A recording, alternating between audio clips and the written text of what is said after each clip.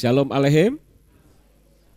Puji Bapa Yahweh, pada RF Sabat petang hari ini saya akan membawakan firman yang saya beri judul dari nol kembali nol.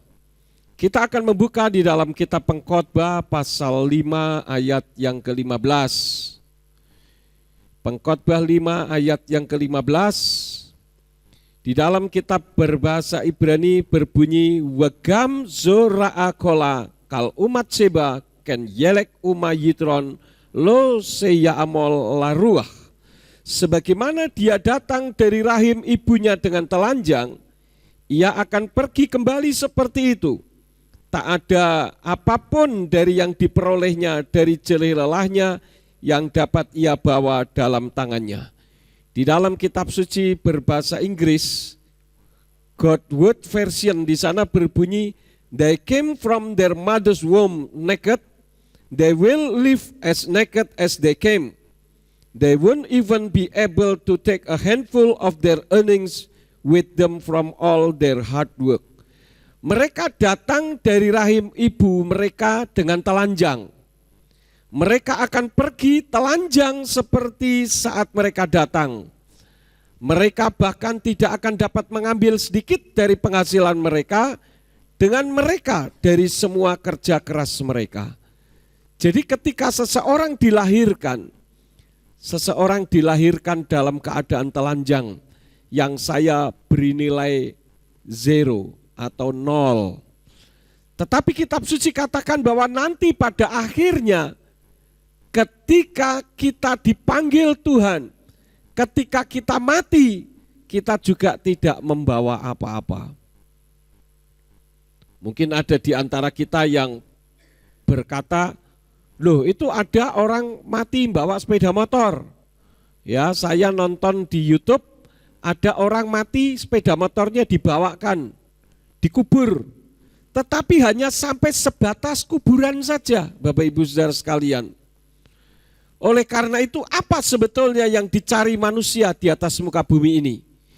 Yang sering kali kita tahu dan menjadi sesuatu yang sangat dominan, yang pertama adalah kekayaan. Kekayaanlah yang dicari manusia ketika hidup di atas muka bumi ini. Kemewahan, harta benda, emas, rumah, mobil, dan banyak hal yang lain. Namun saya katakan bahwa semua itu hanya sampai batas kuburan saja. Orang berpikir dengan saya mendapatkan kemewahan, maka hidup saya akan bahagia. Dengan saya mendapatkan harta benda yang banyak, hidup saya berbahagia. Bahkan ada orang yang berpikir bahwa dengan harta benda yang aku miliki, aku bisa berbuat apa saja. Sehingga ada orang yang mengatakan bahwa uang itu raja. Memang saya katakan benar, uang itu raja. Kalau uang itu menguasai saudara. Karena itu saya katakan uang itu adalah hamba yang paling taat. Tetapi dia adalah raja yang paling bengis. Raja yang membuat orang hidup sengsara. Itu uang. Masa sih Pak?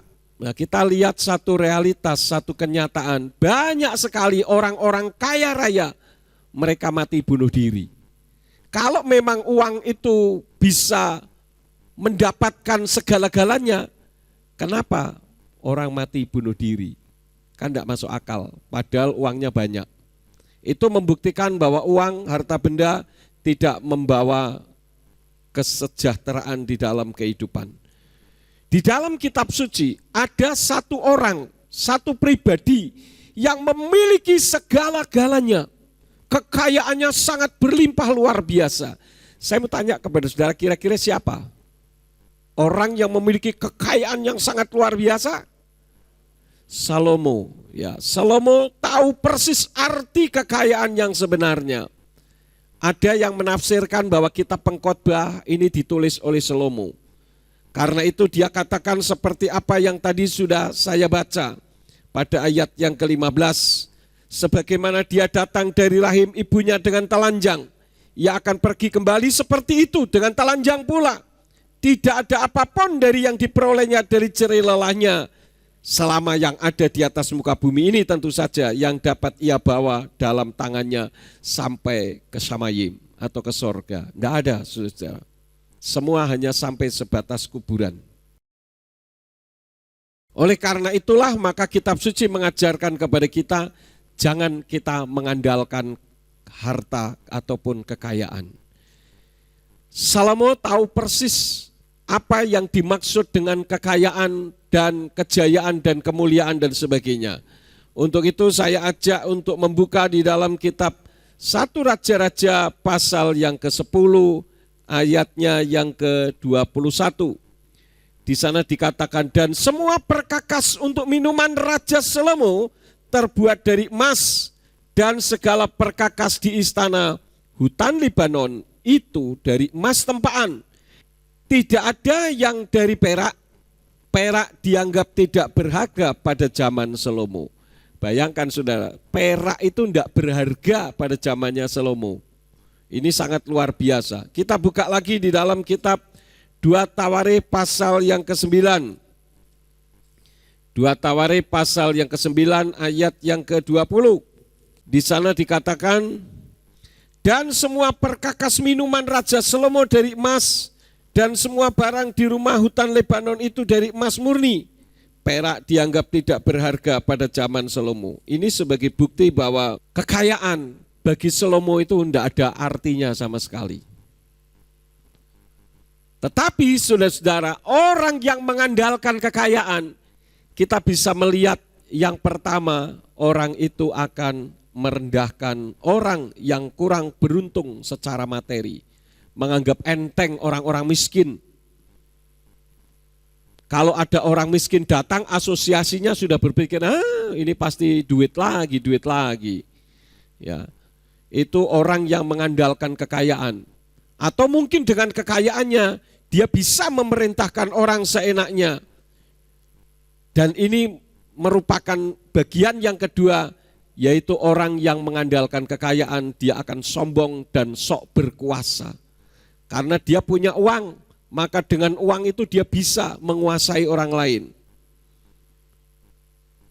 Tetapi kita melihat satu kenyataan, sesuatu yang sangat ditakutkan oleh orang kaya adalah kalau dia jatuh miskin. Artinya apa? Dia khawatir menjadi orang yang miskin dan mulai ketakutan ketika sakit. Kita lihat orang yang sakit, katakanlah ring gitu ya, di jantungnya ada ring. Harga satu ring itu 80 juta, saudara-saudara. Cuman ditaruh di sini. Tapi bagi saya enggak masalah, saya enggak takut mati. Mau kapanpun mati, bagi saya silahkan saja. Toh kalau mati saya pasti masuk ke sorga, ke Samayim, tempat di mana Bapak Yahweh tinggal. Karena saya menyembah hanya kepada Bapak Yahweh, Besem Yeshua Hamasya Beruah HaKodes. Tetapi banyak orang-orang kaya yang ketakutan ketika menghadapi kematian, mengalami sakit yang berbahaya. Ya, seperti beberapa waktu yang lalu ada penguasa China yang rumahnya terbuat dari emas semuanya, ketika dia divonis kena kanker ganas stadium akhir, dia video semua ruangan-ruangannya yang terbuat dari emas itu. Karena dia akan berobat dan dia berpikir apakah saya bisa kembali lagi ke rumah ini. Jadi dia mengalami ketakutan yang luar biasa. Untuk yang terakhir dia videokan rumahnya. Inilah orang yang kaya, saudara-saudara. Ring yang mahal itu, ya saya lihat di internet, itu ternyata terbuat dari bioresorbable vascular scaffold atau BVS, gigi emas, penyambung tulang platinum, semua yang ditaruh di dalam tubuh manusia hanya sampai kuburan saja. Padahal harganya mahal luar biasa. Padahal kalau saya lihat ring jantung, saya pikir itu seperti cincin, saudara. Ternyata seperti pernya volpen, modelnya seperti itu. Ketika dimasukkan dari tangan sini sampai di sini dia jalan sendiri menuju ke tempat yang sudah disiapkan, kemudian ditaruh di situ dan dilepas. Ternyata BVS ini harganya mahal karena bisa menyatu dengan otot-otot yang ada sehingga tidak perlu diambil lagi. Ini yang menyebabkan mahal. Karena waktu itu saya berpikir orang di ring itu seperti orang pakai cincin, sehingga ketika masuk ke scanner mau masuk ke bandara bisa bunyi. Ternyata tidak, saudara-saudara. Karena itu terbuat dari bahan BVS tadi, Bioresorbable Vascular Scaffold namanya. Ternyata harganya mahal luar biasa. Itu tidak bisa dibawa sampai ke sorga, hanya sampai di kuburan saja. Itulah kekayaan yang tidak boleh menjadi andalan kita. Kita harus ingat ketika dilahirkan kita dalam keadaan telanjang. Jadi kalau apa saja yang saudara miliki, ada cincin, ada kacamata, ada gigi emas, ada ring BVS, ada platinum di kaki misalkan, semua sudah berisi benda-benda di bumi yang mahal harganya, kita harus ingat semua itu akan kita tinggalkan. Mungkin saudara punya rumah mewah, saudara punya segala-galanya, ya, emas banyak, mobil-mobil yang termahal, semua itu tidak akan kita bawa. Terbukti orang tua saya hanya bisa meninggalkan rumah. Rumah yang sudah ditempatin tidak dibawa sampai ke kuburan. Ditinggal begitu saja. Kemudian hal yang kedua yang dicari manusia selain kekayaan adalah kejayaan. Kejayaan yang dicari oleh manusia sebetulnya hanya kebanggaan semu yang akan dilupakan orang. Salomo pun tahu hidupnya penuh dengan kejayaan. Karena itu dia ungkapkan kitab suci supaya manusia ingat bahwa ketika mati tidak membawa apa-apa. Yang ketiga adalah kemuliaan atau nama besar. Nama besar itu hanya kenangan yang akan terupdate oleh orang lain. Berapa banyak orang menemukan sesuatu rekor dunia, tetapi kemudian orangnya sudah mati, rekor dunianya akan dilupakan oleh orang karena ada orang lain yang bisa lebih baik dari dirinya. Artinya bahwa semua yang kita cari, baik itu kekayaan, kejayaan, kemuliaan, tidak akan membawa kita masuk ke Samayim atau ke sorga. Dan kalau misalkan di antara kita memiliki kekayaan, memiliki kejayaan di dalam kehidupan, dan kemuliaan atau nama besar ada di dalam kehidupan kita, kita harus ingat bahwa itu semua adalah titipan yang Tuhan titipkan kepada kita. Misalkan kemasyhuran, kita lihat di dalam kitab suci ayatnya bahwa kemasyhuran itu juga titipan. 1 Taware pasal yang ke-11 ayat yang ke-9. 1 Taware 11 ayat yang ke-9. Dan Daud menjadi semakin termasyhur karena Yahweh Zebaot menyertainya. Jadi Daud menjadi masyhur namanya. Itu karena Yahweh yang menyertai. Kalau tidak disertai Yahweh tidak bisa. Kemasyhuran hanya semu saja. Disertai Bapa Yahweh pun hanya sekejap. Kita lihat lagi pasal yang ke-14 ayat yang ke-17. Dan termasyhurlah nama Daud di seluruh negeri, dan Yahweh mendatangkan atas segala bangsa rasa takut kepadanya. Ini adalah kemasyhuran yang Daud alami ketika disertai oleh Bapa Yahweh. Luar biasa, saudara-saudara. Tetapi itu hanya titipan saja. Ya. Kemudian kita lihat lagi 1 Taware pasal yang ke-29. Kejayaan dan kekayaan itu juga titipan. Ayat yang ke-11 sampai ayat yang ke-12. Di sana dikatakan, bagimu ya Yahweh, kebesaran dan kekuasaan dan kemuliaan dan kemenangan serta keagungan. Segala yang ada di langit dan di bumi kepunyaanmu, ya Yahweh. Kepunyaanmu lah kerajaan, dan engkau meninggikan dirimu melebihi segalanya sebagai kepala. dan kekayaan dan kehormatan berasal dari hadapanmu, dan engkau berkuasa atas segalanya. Di dalam tanganmu lah kuasa dan keperkasaan, dan di dalam tanganmu lah yang menjadikan besar dan memberi kekuatan untuk segalanya. Jadi jangan sampai ketika kita di atas, kita jadi sombong. Kita jadi merasa segala-galanya. Dunia ini seolah milik kita. Kita bisa mengatur, kita harus ingat. Kejayaan itu kalau Tuhan izinkan setan melakukan sesuatu bagi kita, habislah semuanya. Seperti contohnya Ahok. Bagaimana Ahok tidak menjadi orang yang namanya termasyur. Kekayaan sudah pasti ada. Kejayaan namanya masyur, luar biasa. Disanjung dan dieluk-elukan orang banyak. Tetapi dia memiliki celah di dalam kehidupannya. Sehingga Yahweh izinkan setan menyerang di dalam kehidupannya. Sebagaimana kita ketahui bersama, kehebatan yang dia miliki, kelemahannya ada dalam cara berbicara. Dan itu merupakan celah yang dalam, lubang yang lebar untuk setan menuntut kepadanya, sehingga dia harus terpuruk. Kalau Tuhan izinkan, gampang saja, tinggal seperti membalikkan telapak tangan. Demikian pun sebaliknya, ketika kita dalam keadaan terpuruk, ketika dalam keadaan menderita, bukan berarti kita menyalahkan Tuhan, atau kita menganggap Tuhan itu tidak peduli dengan kita. Karena kitab suci katakan bahwa tangan Tuhan tidak kurang panjang untuk menolong kita, dan telinganya tidak kurang tajam untuk mendengar jeritan kita. Karena Tuhan kita itu adalah Tuhan Maha mendengar dan Maha hadir. Ingat bahwa Tuhan tahu kehidupan saudara lebih daripada saudara mengetahui kehidupan saudara sendiri. Karena Tuhan, Bapa Yahweh adalah pencipta saudara. Oleh karena itu, ketika kita dalam keadaan terpuruk, jangan menyalahkan Tuhan, tetapi justru kita mendekat kepada Tuhan.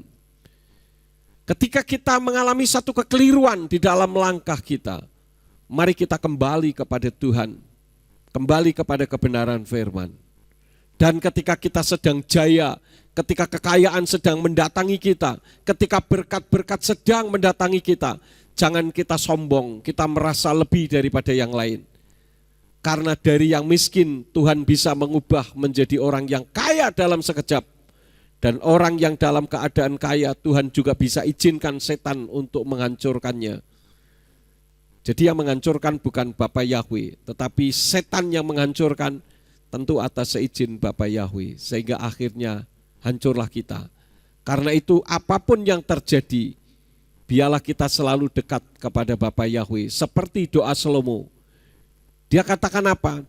Jangan biarkan aku miskin, sehingga aku mempermalukan engkau. Dan jangan biarkan aku kaya sehingga aku melupakan engkau. Tetapi biarlah semua yang menjadi hakku itu yang datang mendatangi aku. Jadi ini kira-kira yang harus ada di dalam kehidupan kita. Artinya apa? Kita mensyukuri dengan apa yang Tuhan berikan kepada kita. Karena semuanya itu sudah ada ukurannya.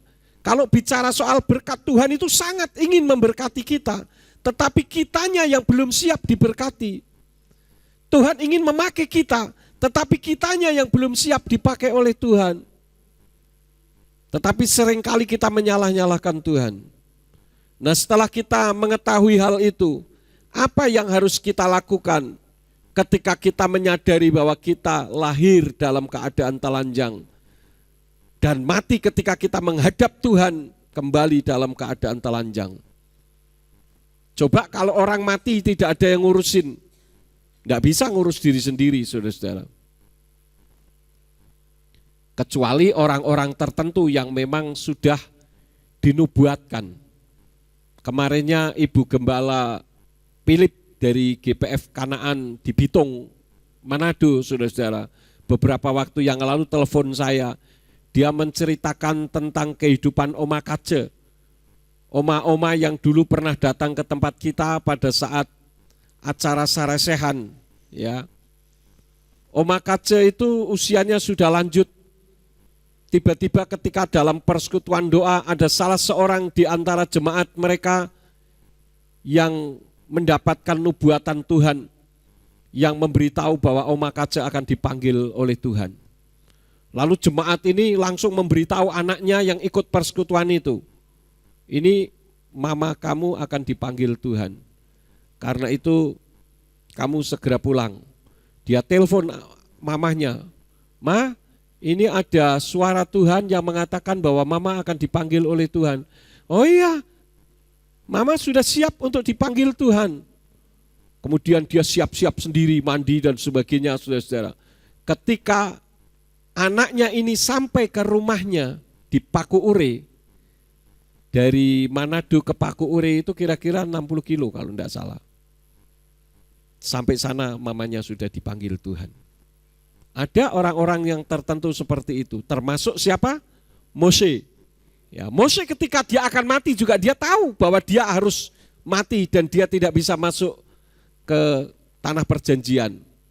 Hanya orang-orang tertentu. Memang Oma Kace ini hidupnya dekat dengan Tuhan. Sehingga ketika dia akan mati pun diberitahu. Ya, saya mau juga begitu, saudara-saudara. Supaya enggak merepotkan orang, begitu saya mau mati, Tuhan kasih tahu Pak Yakub tanggal sekian, bulan sekian, tahun sekian, jam sekian mati. Ketemu aku. Sudah 5 menit sebelum jamnya saya mandi dulu, semprot-semprot wangi, sudah semuanya beres. Peti mati disiapkan, saya tidur di peti mati, tinggal begini, sudah siap-siap saja. No problem. Ya. Jadi apa yang harus kita lakukan setelah kita tahu bahwa manusia dilahirkan telanjang dan pada akhirnya mati dan dia menghadap Tuhan dalam keadaan telanjang juga? Yang pertama, setelah tahu ini, bukan berarti kita jadi malas bekerja.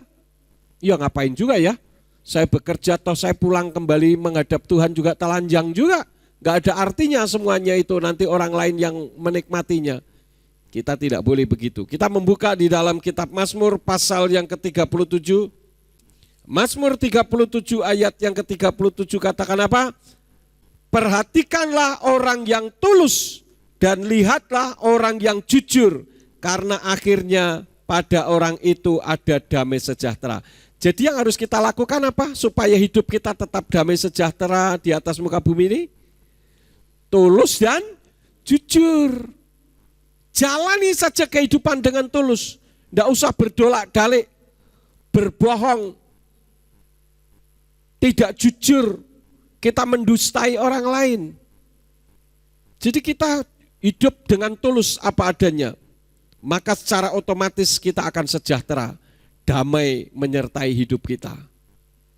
Paling simpel, saudara-saudara. Yang kedua, apa yang harus kita lakukan setelah kita tahu bahwa orang datang lahir dalam keadaan telanjang dan kita kembali dalam keadaan telanjang?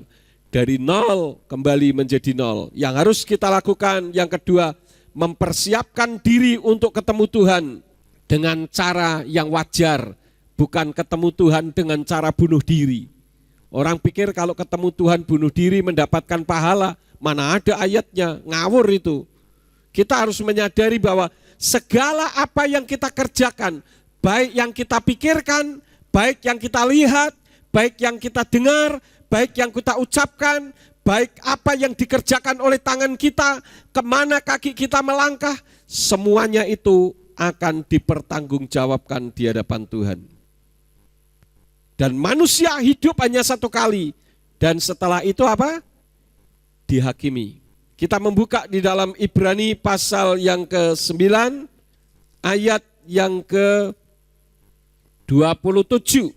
Ibrani 9 ayat yang ke-27. Dan sebagaimana ditetapkan atas manusia untuk mati satu kali saja, dan sesudah itu penghakiman atau dihakimi. Jadi kita harus menyadari bahwa semua sepak terjang langkah-langkah kehidupan kita nantinya akan dipertanggungjawabkan dan dihakimi. Saudara boleh berdusta, silakan. Dan tidak ada orang yang tahu apa yang saudara lakukan. Tetapi Bapa Yahweh tahu persis apa yang kita kerjakan. Ya. Kemudian Bukan hanya setiap aktivitas kehidupan kita, omongan mulut kita juga harus dijaga. Apa yang ada di dalam hati harus kita jaga. Karena itu semuanya pada akhirnya akan dipertanggungjawabkan di hadapan Tuhan. Coba kita membuka di dalam kitab Matius pasal yang ke-12. Kitab Matius pasal yang ke-12 ayat yang ke-36 sampai 37. Nah, di capture sudah ada, mari saudara lihat ke capture. Kita baca, kita ucapkan bersama-sama ayat 36 dan 37 dengan suara yang keras. Siap ya? 2, 3. Namun aku berkata kepadamu bahwa setiap perkataan sia-sia yang sekiranya orang-orang akan membicarakannya tentang perkataan itu, mereka harus mempertanggungjawabkannya pada hari penghakiman. Sebab atas dasar perkataanmu kamu akan dibenarkan, dan atas dasar perkataanmu kamu akan dipersalahkan. Khususnya bagi hamba-hamba Tuhan yang sudah mengenal nama Bapa Yahweh tetapi tidak berani menyampaikannya. Sehingga mereka mengatakan bahwa walaupun mulutku mengucapkan lain tetapi hatiku Yahweh. Ini hanya orang yang takut untuk menyampaikan kebenaran. Hati-hati, kitab suci katakan apa yang diucapkan dari mulut berasal dari hati. Nah, kalau mulutnya lain berarti hatinya lain. Jadi jangan mengatakan yang penting isi hati. Lah kalau isi hatimu Yahweh, masa mulutnya lain ngomongnya. Nah, ini menunjukkan tidak konsekuen. Jadi ada 3 hal sudah kita ketahui. Apa yang harus kita lakukan setelah kita tahu bahwa kita lahir telanjang. Kita hari ini mengajarkan kita lahir 0, maka kita akan kembali dan kembali menjadi 0 lagi. Yang pertama, tetap hidup dalam ketulusan hati dan kejujuran. Yang kedua, mempersiapkan diri untuk ketemu Tuhan. Nah, bagaimana saudara mempersiapkan diri untuk ketemu Tuhan? Ya, saudara datang beribadah dengan sungguh-sungguh, dengan sikap hati dan motivasi yang benar. Dan kita menjaga mulut dan hati kita. Ada satu hal yang terakhir yang sengaja saya cut terlebih dahulu. Kira-kira menurut saudara apa yang terakhir? Nanti saya akan memutarkan video.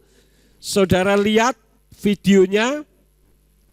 Kemudian nanti saya mau tanya, kira-kira yang terakhir yang harus kita persiapkan ketika kita tahu bahwa kita hidup lahir telanjang, kita ketemu Tuhan lagi telanjang, apa yang terakhir yang harus saudara kerjakan? Kita lihat videonya bersama-sama.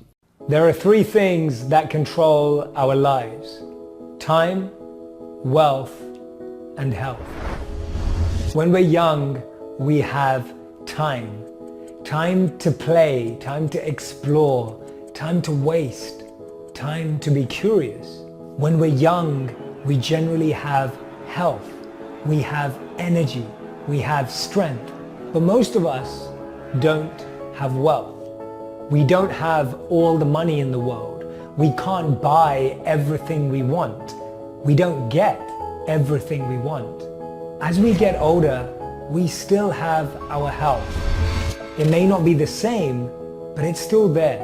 But we now have more wealth. We have more money. We have a home. We have devices and possessions. We have a car. We have access to things. But we don't always have time. Money can buy a house, but not a home. It can buy a bed, but not sleep. It can buy a book, but not knowledge. Money can earn a title, but not respect. It can buy a clock, but not time. Those of us who think we have no time for our health will sooner or later have to find time for our illness. When we're young, we had time and health, but no money. When we're older, we have money and health, but no time. And finally, in old age, we have money and time, but no health to use that wealth. So what do? We can have it all, just not all at the same time. We place so much pressure on ourselves trying to get everything to be perfect, trying to get everything to balance, trying to get everything to work together, not recognizing that it's none of those things that actually create happiness or fulfillment in life. As we get older, time, health, and wealth will all be taken away from us. But the one thing that can never be taken away from us is the impact we have on others, because it lives on through them. Our health is the foundation of how we can build our time and wealth. And with our time and wealth, there are two key principles. We become successful by what we get, but we become happy by what we give. And what we give includes our time, our wealth, our energy. And when those things are used to make a positive difference in the lives of others, to help others move forward, to make an impact, that legacy will never be taken away. And as Maya Angelou said, people will forget what you said. People will forget what you did. But people will never forget how you made them feel.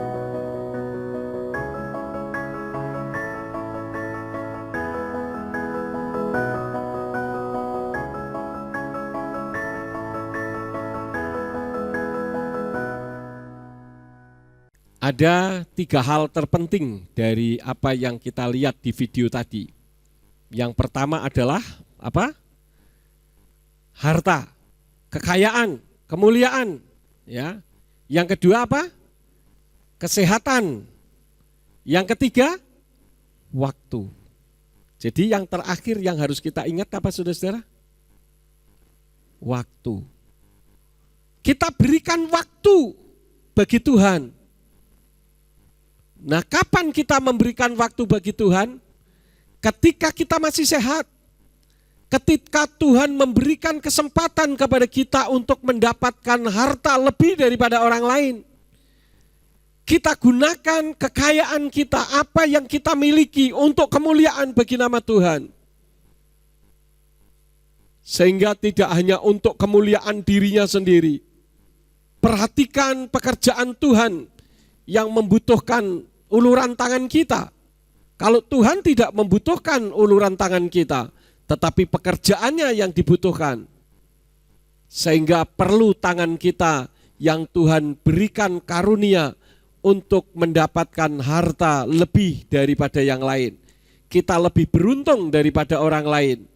Kita persembahkan yang terbaik untuk Tuhan.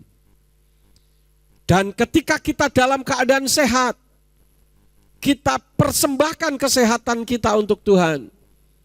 Jangan ketika kita sudah geletak di rumah sakit, tidak mampu berbuat apa-apa, baru kita katakan, Pak Yakub, nanti kalau saya sehat, saya akan melayani pekerjaan Tuhan. Iya kalau sehat, kalau tidak, aku akan persembahkan Tuhan sisa hidupku. Lah sisa-sisa dikasihkan Tuhan. Ketika kita sudah teler, ketika kita dalam keadaan lemah, ketika kita sudah terpuruk, ada berapa banyak pengusaha-pengusaha besar sekarang jadi pendeta. Setelah saya mendengar kesaksian mereka, ternyata mereka bersaksi bahwa ketika dalam keadaan terpuruk, Tuhan mengingatkan dia. Kenapa harus keadaan terpuruk baru ingat Tuhan? Saya melayani pekerjaan Tuhan. Saya menjadi gembala sidang sejak dari gereja lama, bukan ketika toko saya bangkrut, tetapi justru ketika toko saya sedang melejit naik dan saya menjadi OKB, orang kaya baru. Pada saat itu keuntungan kalau dihitung rata-rata bisa 30-40%. Karena pada saat itu sedang ada LMD, listrik masuk desa. Dan saya orang pertama di Kota Comal yang membuka toko alat-alat listrik dan elektronik. Sehingga begitu gampang kekayaan bisa kita dapatkan. Tetapi ketika toko sedang melejit-melejitnya, Tuhan panggil untuk saya melayani full time. Ini yang lain daripada yang lain. Jangan ketika sudah tokonya bangkrut, alasannya kepada jemaat, mengatakan saya dipanggil Tuhan dengan cara dihajar. Bisa saja karena memang perekonomian dunia sekarang sedang lesu, maka ekonominya lesu. Daripada enggak lesu, maka jualan firman. Makanya enggak berani mengajarkan kebenaran. Banyak saya melihat orang-orang kaya melayani Tuhan. Ya enggak salah dan puji Tuhan juga. Kalau memang benar-benar itu dipanggil oleh Tuhan. Sehingga dibuat usahanya hancur supaya ingat Tuhan. Ya puji Tuhan, saya ikut senang. Tetapi jangan sebetulnya karena memang tokonya atau usahanya mengalami bangkrut, pabriknya bangkrut, baru ingat kepada Tuhan. Ini satu kekeliruan besar. Jadi sediakan waktu untuk Tuhan. Kita membuka di dalam kitab Ibrani pasal yang ke-10 ayat yang ke-25. Ibrani 10 ayat yang ke-25 dikatakan apa? Dengan tidak mengabaikan pertemuan ibadah kita sendiri sebagaimana kebiasaan beberapa orang. Malah sebaliknya dengan semakin saling menasehati sebagaimana kamu melihat harinya sudah semakin mendekat. Jadi jangan kita datang beribadah ketika kita punya tugas. Tetapi ketika kita tidak tugas pun kita datang kepada Tuhan. Kenapa? Karena memang itulah panggilan Tuhan kepada kita. Coba kita ingat kembali. Kenapa saudara bisa datang beribadah di tempat ini? Kenapa saya bisa mendirikan ibadah di sini? Semua itu karena Bapa Yahweh yang memberkati kita. Sehingga kita diberi kesempatan untuk mengenal namanya dengan benar. Nah ketika kita sudah mengetahui itu, mari kita layani dengan sungguh-sungguh. Kita mengasihi Tuhan, datang mencari Dia. Saya sering berbincang-bincang dengan Om Pen. Kalau kita berbicara tentang orang yang sungguh-sungguh di hadapan Tuhan, tidak layak orang-orang Kristen ini masuk ke sorga. Karena tidak mau menyalibkan diri sendiri. Maunya enak-enakan saja. Coba saudara kita yang ada di luar sana. Mereka jam 4 pagi kurang mereka sudah datang mencari Tuhannya. Beberapa kali dalam satu hari mereka cari Tuhan. Dan mereka sangat militan. Orang Kristen terkadang dekat dengan gereja saja tidak bisa datang ke gereja. Yang melayani Tuhan, kalau tidak tugas pelayanan tidak mau datang beribadah. Yang tugas ketika sudah tugas pada bubar kemana-mana. Nanti kalau tugasnya mau mulai lagi baru pada datang lagi ke gereja, masuk ke dalam. Yang seperti ini bagi saya pribadi saja, saya tidak kasih nilai yang bagus. Apalagi Tuhan. Kita melayani. Kita datang kepada Tuhan bukan untuk disanjung orang lain, tetapi berikan sikap kita supaya Tuhan yang memberikan sanjungan kepada kita. Jangan kita mengaku sebagai anak Tuhan, belum tentu Tuhan mengaku kita sebagai anaknya kalau kita tidak punya sifat-sifat seperti sifatnya Tuhan. Memang saya melihat sejak Adam jatuh di dalam dosa, manusia jadi terbatas waktunya. Adam diciptakan Tuhan itu sempurna, tidak berbatas usia. Kalau Adam tidak jatuh di dalam dosa, saya yakin seyakin-yakinnya, sampai sekarang pun Adam hidup di atas muka bumi ini. Tetapi Adam lebih menuruti omongan setan, sehingga dia jatuh dalam dosa, dan umurnya terbatas. Berapa umur Adam, saudara-saudara? 900 berapa? Ayo kita lihat ayatnya. Kejadian pasal yang kelima ayat 5. Ini usia Adam. Supaya kita ingat. Sekarang saudara saja yang membaca dengan suara yang keras. Kejadian pasal 5 ayat yang kelima. Siap? Di capture ada. Tolong baca dengan suara yang keras. Tidak usah cepat-cepat tapi suaranya saja yang keras. Siap? 2, 3.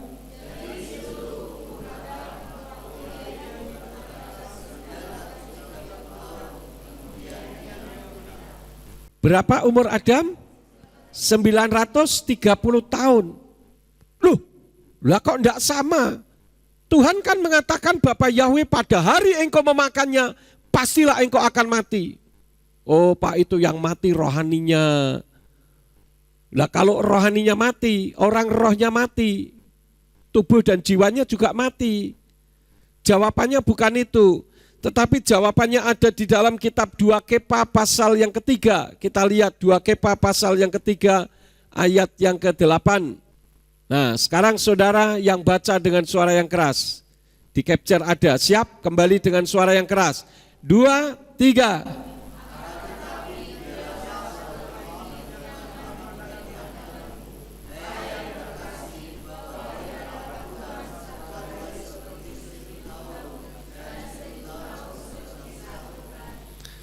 Satu hari di hadapan Tuhan sama dengan 1000 tahun di hadapan manusia.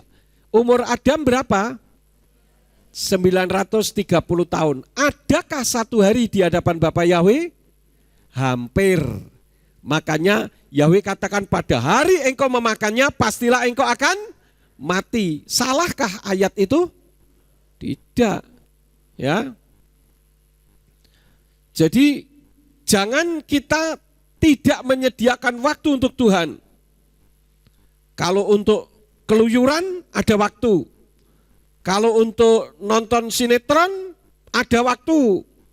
Tapi kalau untuk ibadah tidak punya waktu. Ini tidak sesuai. Dan kalau kita beribadah setelah kita mengetahui kebenaran, beribadahlah di tempat yang benar. Tempat di mana nama Bapa Yahweh Beshem Yeshua Hamashiach Ruach HaKodesh ditinggikan. Karena itu yang sesuai dengan kitab suci. Saudara tidak harus beribadah di gereja ini. Yang nonton YouTube ini. Saudara bisa beribadah di tempat lain. Tetapi tempat di mana nama Bapa Yahweh Yeshua Hamashiach dan Ruach HaKodesh ditinggikan. Kembali bagi yang berbahasa Inggris. Saya sudah katakan kemarin tidak masalah karena mereka beribadah nama Bapa Yahweh tidak disebut, tetapi mereka mengerti bahwa yang disebut Lord adalah Yahweh. Ya, jadi Bapak Ibu Saudara sekalian, 4 hal ini yang harus kita lakukan kalau kita sudah tahu dari nol kembali nol. Kita lahir telanjang, kita akan kembali menghadap Bapa Yahweh dengan telanjang pula. Maka yang harus kita lakukan, jangan kita berharap kepada kekayaan, kejayaan, dan kemuliaan. Karena itu semua hanya titipan saja, tetapi kita harus bekerja hidup dengan tulus dan jujur, siap mempersiapkan diri untuk ketemu Tuhan, menjaga mulut dan sikap hati, dan menyediakan waktu bagi Tuhan. Kalau saudara lakukan ini, hidup itu tenang, damai, sejahtera. Orang Jawa katakan tidak kemrungsung, santai, ya, tidak bingung menghadapi masalah, karena kita menyerahkan semuanya untuk hormat dan kemuliaan bagi nama Bapa Yahweh. Saya tidak akan memperpanjang, biarlah firman ini akan memberkati di dalam kehidupan saudara. Amin buat firman.